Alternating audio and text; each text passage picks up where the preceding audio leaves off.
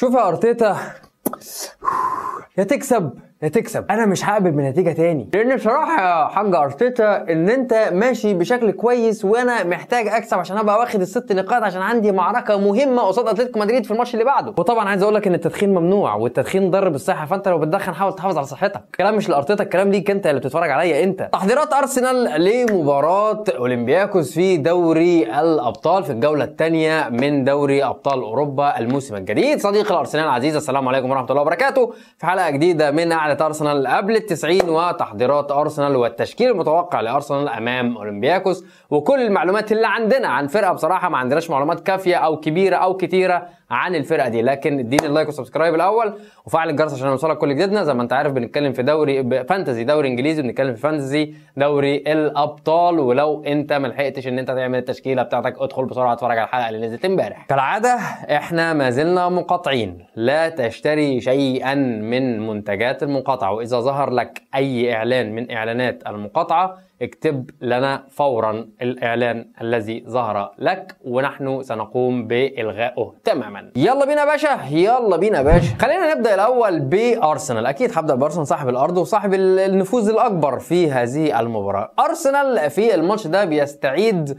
رمان الميزان اوديجارد، بنستعين مارتن اوديجارد في هذه المباراه، وانا فرحان ان انا هستعيد اوديجارد، لان انا مش من الناس اللي موافقه ان ايزي يلعب على الناحيه دي. بالعكس، انا بشوف ان خطوره ارسنال بتبقى اقوى لما بيبقى موجود اوديجارد وزوبيميندي وديكلان رايس في نص الملعب، وعلى الشمال ايزي. لما بتدي ايزي فكره التحرر من الادوار الدفاعيه، وان انت مسموح لك ان انت تمشي على الخط زي ما انت عايز تضم للعمق زي ما انت عايز تضم تاني جنب جيوكيرس برضو قشطه. انا بشوف ان ايزي بيبقى اخطر في الفكره دي، والفكره دي ما بتتمش غير في وجود اوديجارد. يعني في وجود ميرينو بتبقى صعبه، لان ميرينو عنده نزعه هجوميه كويسه وعنده نزعه دفاعيه برضو كويسه، لكن النزعه الدفاعيه اكتر. لكن اوديجارد متوازن في الدفاعي وفي الهجومي، يمكن كمان في الهجومي اكتر. فلما بتعمل الزياده بتاعتك باوديجارد وبايزي انا بشوف ان ده بيبقى افضل. بجانب نقطه مهمه جدا، ما عنديش حد موجود في سكواد ارسنال كله احسن من ايزي يلعب على الناحيه الشمال.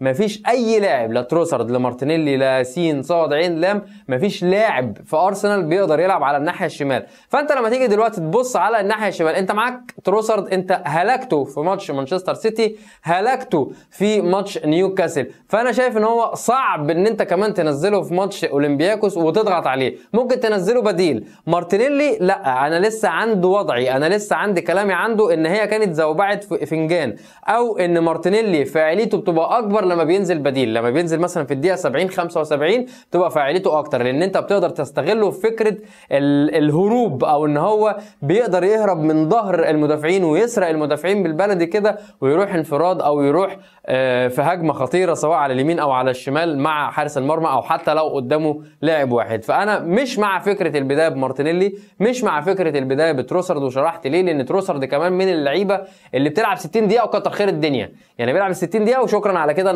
انا خلصت، انا شطبت يا جماعه، ما عنديش حاجه اقدمها اكتر من كده. فايزي هو افضل واحد يلعب معاك على الناحيه الشمال في ماتش زي كده. انزل بايزي من البدايه، حاول ان انت تمتلك الماتش، حاول ان انت تمتلك المساحات، تمتلك الكوره، حاول ان انت تقتل المباراه من اولها. يعني اطلع شوط اولاني كسبان مثلا 2-0 مينيمم، لان الماتش على ارضك دي حاجه، والحاجه الثانيه اولمبياكوس، يعني انت مش بتلعب ريال مدريد، انت مش بتلعب ليفربول. يعني اولمبياكوس ماشي، الراجل الموسم اللي فات واخد كاس ودوري هناك، وواخد الموسم اللي قبل اللي فات خد كاس الكونفرنس ليج بتاع البطوله المستحدثه بتاعه الويفا، لكن مش يعني الفريق اللي هتعمل له حساب قوي. فحاول ان انت تنزل ضاغط كاسر من البدايه، احرزت هدفين، عايز تبدا ان انت تريح عناصر بعد كده، اتفضل ريح عناصر بعد كده. خليني اسرق لك حاجه كده من اولمبياكوس اقول لك عليها، ان اولمبياكوس بيلعب بشكل، او يعني مش هي الاساس، هو بيلعب بشكل 4-2-3-1، ده الاساس عنده. يعني الاساس عنده واللي بيلعب بيه خلال ال7 مباريات بتاعت السيزون ده 4-2-3-1، ويمكن كمان العناصر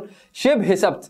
يعني العناصر، في عناصر كتير جدا في التشكيله ثابتين ما بيتغيروش. وزي ما اتكلمنا في حلقه قعده ارسنال امبارح، ان في عنصرين بالتحديد هم اقوى عنصرين هجوميين عنده، اللي هم شيكينيو او شينيكيو، لا شيكينيو واللي هو ده بيبقى رقم 10 تحت المهاجم، وفي ايوب الكعبي اللي هو المهاجم. ده الشيكينيو الاولاني ده احرز 3 اهداف و2 اسيست، وايوب الكعبي عمل 3 اهداف او احرز 3 اهداف. دفاعهم كويس، مش دفاع يعني مش دفاع ضعيف جدا، يعني مش دفاع ليدز يونايتد ان انت مثلا هتقدر ان انت تسجل فيه 5 او كنت تقدر ان انت تسجل فيه كمان 6. لا، هو دفاع كويس، بجانب ان لما تيجي تحسبها بالعقل كده، اولمبياكوس جاي يلعب مع ارسنال في ارض ارسنال، قصاد ارسنال بالمستوى الحالي اللي فيه ارسنال، اللي قدر يواجه مانشستر سيتي بقوه، كان بيلعب برضه بقوه قصاد ليفربول، لولا بس بعض التخوفات والجبن اللي كان موجود عند ميكيل ارتيتا، قدر ان هو يعمل ماتش قوي جدا قصاد نيوكاسل في سان جيمس بارك. فارسنال حاليا واضح للعالم كله ان هو ماسك فورمه، فيبقى من الغباء لو جه الراجل ده يلعب هجومي. اكيد الراجل ده هيلعب بشكل متحفظ شويه، يعني ما اعتقدش مثلا ان هو هيهاجم من الخطوط الاماميه بتاعته، اسف مش هيدافع من الخطوط الاماميه بتاعته، يعني مش هيرتكز دفاعيا هاي لاين ديفensive. يعني انا بشوف دايما ان هو هيسيب البيلد اب لارسنال. ارسنال كالعاده هيحاول في فكره الخروج بالكره ان هو يستقطب لعيبه اولمبياكوس، لكن اللعيبه بتاعت اولمبياكوس اعتقد مش هتتجاوب مع ده. هيسيبك لغايه لما تنزل نص الملعب ويبدا ان هو يرتكز دفاعيا ميديم بلوك، هيرتكز منطقه في نص الملعب، وهيتحول في ثانيه الا ثانيه، هيتحول بسرعه لللو بلوك، وهيرجع يقف ورا تاني عشان يحاول بقدر الامكان يضيق المساحات اللي ما بين اللعيبه. ده نقطه، والنقطه الثانيه ما يسيبلكش اي مساحه لا على اليمين ولا على الشمال ان انت تقدر تخترقها وتروح تجيب هدف او ان انت تعمل خطوره على مرماه. فانا بتوقع ان هو هيلعب بشكل دفاعي بنسبه كبيره جدا، لان هو مش عنده نفس الكفاءات والقوه اللي عند ارسنال، يعني اعتقد هينزل بالواقعيه، هيجي يلعب بمنتهى الواقعيه. انا جاي العب ارسنال في ارض ارسنال، فانا محتاج ان انا يعني احاول ان انا احافظ ان انا اخرج على الاقل بنقطه، يعني حاجه العب على ان انا اخرج بنقطه، لان ده ماتش تقيل، ماتش صعب. ارسنال من الفرق اصلا المرشحه ان هو يصعد دايركت لدور 16، وكمان ممكن يصعد للادوار اللي بعد كده، وفرقه واضح جدا قوه ارسنال بقت دلوقتي عامله ازاي. فلذلك تشكيل ارسنال، خلينا بس نخش كده على طول في تشكيل ارسنال عشان اقول لك منه هنلعب ازاي. ديفيد رايا في حراسه المرمى على اليمين، تمبر على الشمال كلافيوري، وفي قلبي الدفاع ويليام صليبا وجابرييل ماجالايش. ده ما فيهاش كلام، اعتقد مش هنختلف فيها كتير. اما ان ثلاثي نص الملعب هيبقى زوبيميندي رقم 6 الساقط عادي جدا، على اليمين اوديجارد بعد عودته من الاصابه، وعلى الشمال ديكلان رايس. واتمنى عوده اوديجارد من الاصابه دي، يعني يبقى فعلا تم شفائه، مش متلزق بسوليتيب وخلاص، يعني اتمنى. يعني قصادهم 3 هيبقى ايزي على الناحيه الشمال، ساكا على الناحيه اليمين، وجيو كيرس في قلب الهجوم. وجيو كيرس محتاج يفوق شويه، جيو كيرس محتاج ان هو يمسك فورمه شويه، جيو كيرس محتاج ان هو يحاول يشتغل على نفسه شويه ويدخل الاجواء اكتر واكتر، لان انت جيو كيرس لسه لغايه دلوقتي مش جيو كيرس اللي احنا عارفينه، وانا بقول كده وانا مقتنع بكده تماما. جيو كيرس مش هو جيو كيرس اللي احنا عارفينه. طب طريقه اللعب، هتلعب عادي زي ما انت بتضغط بشكل كبير جدا على الخطوط الدفاعيه بتاعه الفريق الخصم، لكن الافضل في وجهه نظري بعد مثلا شويه حاجات كده اتفرجنا عليها او شفناها لاولمبياكوس، الافضل ان انت تخترق من العمق. يعني العمق تحاول بقدر الامكان ان انت تضرب عليه، تعمل اي حركه تخلي الاتجاه بتاع اللعب في الاطراف وفجأة يتنقل في العمق. الفكرة دي لو تمت هتتم عن طريق اوديجارد وديكلان رايس. ديكلان رايس هما الاثنين اللي يقدروا ان هما يعملوا النقلة السريعة من الطرف للعمق. يعني انا برضو بشوف ان بلاش تنزل جيو كيرس لغايه نص الملعب، العب بنفس الشكل اللي انت لعبت بيه قصاد نيوكاسل. يعني انت بتضغط على نيوكاسل من الخطوط الاماميه بتاعتك، من عند الخطوط الدفاعيه بتاعته، بتحاول ان انت تكسر البيلد اب بتاعه، بتحاول ان انت ما تسيبلوش فرصه ان هو يطلع بالكوره. فانت هتعمل نفس الحكايه، مع شرط ان انت ما ترجعش جيو كيرس نص الملعب ان هو يدافع، سيبه قدام، خليه ضغط قدام، خليه محطه قدام، بيسند على ساكا، بيسند على ايزي، بيسند على ديكلان رايس، بيسند على اوديجارد، وبعدين بيطلع يخش تاني عشان تستغله في العمق، تستغل ان هو يبقى محطه جوه، تستغل ان هو يخلق لك مساحه جوه. لان انت مش صعب ان انت تعمل كده، لكن مش سهل قوي ان انت تعملها. يعني هي حاجه ايه، وسط ما بين هنا وما بين هنا. فزي ما احنا بنلعب يا جماعه، هنلعب الضغط العالي بتاعنا عادي جدا، هنحاول احنا نخترق من العمق لو لقيته مقفول ومش عارف تعمل حاجه، استخدم الطرفين بتوعك هيبقوا 2 مهاريين اللي هم ساكا ايزي، وهتحاول بقدر الامكان طبعا زي ما انت متعود ان انت هتخلي ساكا يخش للعمق ويضم في ظهره تمبر عشان تعمل الزياده العدديه ويبقى فيه فرصه للرفعات والعرضيات. نفس الحكايه الناحيه الثانيه، هتخلي ايزي يضم لجوه وهتخلي كالافيوري يخش في ظهره عشان برضه الزيادات والعرضيات، او هتخلي ايزي موجود على الشمال وتخلي كالافيوري هو اللي يضم جوه. ايا كان لازم تعمل الزياده العدديه لان هو هيتكتل دفاعيا، ده شيء مفروغ منه. ناخد نفسنا ويلا بينا نتكلم على اولمبياكوس. قبل ما نتكلم على اولمبياكوس بفكرك بس يا صديقي ان كان في حلقه قعده ارسنال نزلت امبارح الساعه 10:30 بالليل، وكان نزل لك كمان حلقه فانتزي دوري الابطال حوالي الساعه 4 العصر، فانزل اتفرج عليهم قبل الديدلاين. اما بقى بالنسبه لاولمبياكوس فعندنا المدرب الجديد اللي هم جابوه في 12 فبراير 2024. المدرب ده اسمه مندليبار. الراجل ده جه خد معاهم كاس، خد معاهم دوري، خد معاهم الكونفرنس ليج. الراجل ده جه بيلعب بال4-2-3-1 تقريبا، تقدر تقول ان هو ما عندوش مرونه ان هو يعمل اكتر من شكل. فيعني بص، ال4-2-3-1 اللي اتلعب بيها 7 ماتشات دي ما لا تدل غير على حاجتين بالنسبه لي. الحاجه الاولانيه ان هو ما عندوش مرونه وما عندوش امكانيات او قدرات عنده او عند اللعيبه ان هم يغيروا الشكل ويلعبوا 4-3-3 او 5-3-2 وغيره.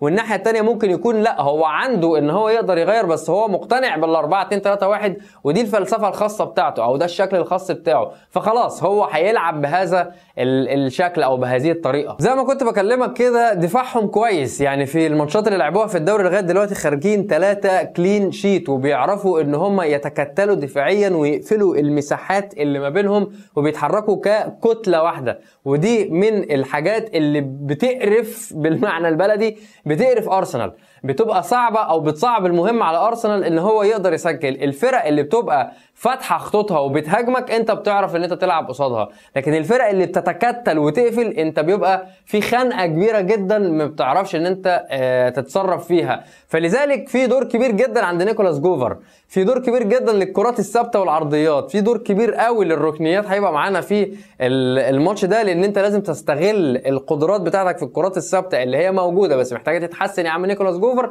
عشان ان انت تقدر ان انت تسجل بيها اهداف قصاد اولمبياكوس. طبعا انت سجلت هدفين في نيوكاسل من كرات ثابته وتمام وزي الفل، محتاجين برضو تحديث لان في فرق قرت، يعني في فرق خلاص عرفت انت بتلعبها ازاي، فانت محتاج بس بعض التغييرات في الشكل اللي انت بتلعب بيه الكور الثابته، لكن هيفضل هو من اهم الاسلحه اللي انت هتلعب بيها قصاد التكتلات الدفاعيه اللي بيعملها اولمبياكوس. اما على الناحيه الهجوميه فهو دايما بيركز على العمق، هو دايما تلاقيه بيخش من العمق، دايما بيلعب من العمق، ما عندوش الاجنحه القويه اللي بتاخد الخط رايح جاي او عنده القوه في الخط اليمين او الخط الشمال، دايما بيركز في العمق وبتلاقيه دايما اخطر اللعيبه عنده موجوده كمان في العمق. من اهم واخطر الاسلحه اللي بيستخدمها اولمبياكوس لو ما قدرش ان هو يجيب جول من العمق من الباص بقى او الحنكشه اللي بتحصل في عمق الملعب، بيقدر ان هو يجيب اهداف بالتسديدات من بره ال 18 او من جوه ال 18. عنده السلاح ده شغال متواجد بشكل حلو مع الثلاثه اللي تحت المهاجم. من الاحصائيات المهمه برضو للاولمبياكوس ان هو لعب 5 ماتشات في الدوري، فاز في 4 وتعادل في 1، معنى كده ان هو بيقدر بشكل كبير جدا يعرف يدافع ويعرف يهاجم، بس قصاد الفرق اللي هو بيلعبها المستوى اكيد والفكر اكيد لازم يختلف، لازم تشوف بفكر تاني قصاد ارسنال حاجه والدوري اللي هو بيلعب فيه حاجه تانية خالص. ارسنال بالنسبه له لو جه لعب معاهم في الدوري هيشيل كل فرقه 10. لكن من الحاجات اللي لفتت النظر كانت في ال5 مباريات بتاعه الدوري، وهو كان في عامل مشترك ما بينهم. ايه هو العامل المشترك؟ الاستحواذ. هو دايما بيلعب على الاستحواذ، دايما بيلعب على المساحه وان انا ببقى مستحوذ على الكوره.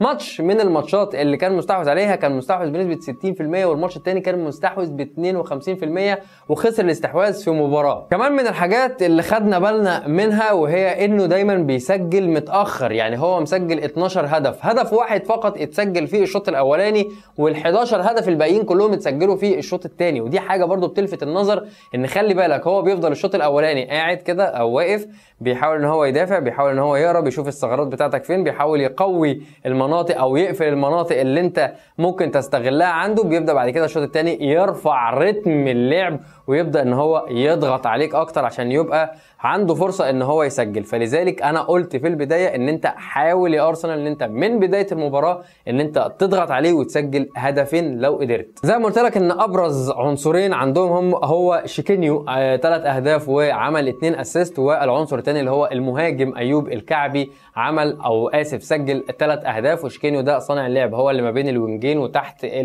تحت المهاجم. وزي ما كنت بتكلم معاك شيء بديهي جدا وشيء منطقي جدا ان هو هيلعب ورا، يعني هو هيرجع لورا، هو مش هيبقى عنده النزعه الهجوميه ان هو يهاجم. هي هتبقى مفاجاه لو نزل مهاجم على ارسنال، لان انت لو نزلت مهاجم على ارسنال ده معناه ان انا هلاقي مساحات ورا فهستغلها. فاعتقد المدير الفني مش هيبقى بالغباء ده، يعني اعتقد المدير الفني مش هيبقى بالتخلف ده ان هو ينزل يهاجم على ارسنال في الاميريتس. الموضوع هيبقى صعب بالنسبه له، فلذلك احنا شايفين ان هو هيلعب متاخر، هو هينزل متاخر في الملعب، في نص الملعب، هيلعب تحت الكوره مش فوق الكوره. وهيلعب طبعا على المرتدات، هو طالما هيقفل يبقى هيلعب على سرعات الوينجين اللي موجوده عنده او سرعات المهاجم او صانع اللعب. يعني هتلاقي دايما وانت ضاغط هتلاقي فيه 2 كده متسابين عند دايره النص كده مع المدافعين بتوعك، هيحاول بقدر الامكان ان هو يلعب على التحول السريع او هيلعب على المرتدات. هو ممكن يستغل برضو فكرة الضغط، بس فكرة الضغط على ارسنال دي هتبقى فكرة مش صحيحه. يعني مش هينفع ان انت تضغط على ارسنال، لان انت لو رحت وضغطت على ارسنال هتخسر تحت اي وضع هتخسر. لكن طبعا هيحاولوا بتقارب الخطوط اللي ما بينهم وتقارب المسافات اللي ما بين اللعيبه وبعضها الكومباكت زون. هتلاقي الكومباكت زون هتلاقيه دايما بيضغط على صانع العاب او هتلاقيه بيضغط على الوينجات بتاعه ارسنال عشان يحاول ان هو يقفل قدامهم اي فرص للتمرير او اي فرص لصناعه اهداف. طبعا ممكن يستغل الكور الثابته، ممكن يستغل العرضيات بتاعته، لو جات له كور ثابته بقى سواء فاولات او ركنيات وارد ان هو يستغلها. بجانب ان مش فريق تخاف منه بشكل كبير جدا، لكن برضه ما ينفعش فريق يعني ما تقولش ان ده فريق تستهين بيه او ان هو فريق سهل او هتعرف ان انت تخلصه بسرعه. اما بقى بالنسبه للتشكيل المتوقع فانا لازم امسك التليفون بصراحه عشان الاسماء غريبه جدا. يعني عندك في حراسه المرمى زولا كيس ده ما مش عارف ده برشام ولا ده ايه، ما علينا. يعني على اليمين كوستينا، على الشمال اورتيجا، وقلبي الدفاع بيرولا وريتسوس. في الريد سوس مش ريد سوس يا جعان يا اللي ماشي على بطنك انت. الاثنين بقى اللي قدامهم هيزي وموزاكيتس ما علينا. الثلاثه اللي قدامهم على اليمين تريفيزا وعلى الشمال بودنس، وفي اللي هو صانع اللعب هيبقى شيكينيو زي ما قلت لك، والمهاجم ايوب الكعبي. اسم غريب جدا، يعني ايه ايوب الكعبي ده؟ وخلي بالك من الحاجات الملاحظه يعني في اولمبياكس ان هو مش ثابت نسبيا على وينج معين. يعني مثلا لسه بقول لك بودنس، لا ممكن تلاقي واحد تاني اسمه مارتينيز ممكن هو اللي ينزل مكان بودنس ويلعب بيه، لكن هو بودنس ستريفيزا ده اللي على الناحيه الثانيه اللي هو تحسه كده دواء كورونا ده على الناحيه الثانيه ده يعني التشكيل الاقوى بالنسبه لاولمبياكوس. في النهايه زي ما قلت لك عايز تكسب اولمبياكوس، هو ماتش مش صعب وهو ماتش مش سهل، بس انت محتاج ان انت تضغط من اول دقيقه، محتاج ان انت تحاول بقدر الامكان الشوط الاول تسجل هدف او 2، لان هو بيرفع الريتم على المعتاد اللي احنا شفناه منه من الاحصائيات، بيرفع الريتم مع الشوط الثاني. تحاول بقدر الامكان ان انت تبقى ضاغط غالبيه الوقت، العب على المرتدات، العب على الكور الثابته، هيبقى من اهم الاسلحه بتاعتنا الكور الثابته، لان التكتلات الدفاعيه اللي هو بيلعب بيها بتخليك مش هتعرف لا تخترق من العمق ولا هتعرف ان انت تخترق من الوينجات، خاصه لو هو غير فكره ولعب ب5-3-2. فالكور الثابته هيكون ليها دور كبير جدا في هذه المباراه. شكرا جدا ليك يا صديقي ان انت وصلت معايا لغايه هنا. اتمنى ما تكونش نسيت اللايك وسبسكرايب وشير وشاركنا على اكونتات السوشيال ميديا تحت في الديسكربشن، وتفعل الجرس عشان يوصلك كل جديدنا، وتشير الحلقه لو عجبتك. شكرا جدا ليكم وان شاء الله اشوفكم بكره لايف قبل المباراه. شكرا جدا، سلام عليكم.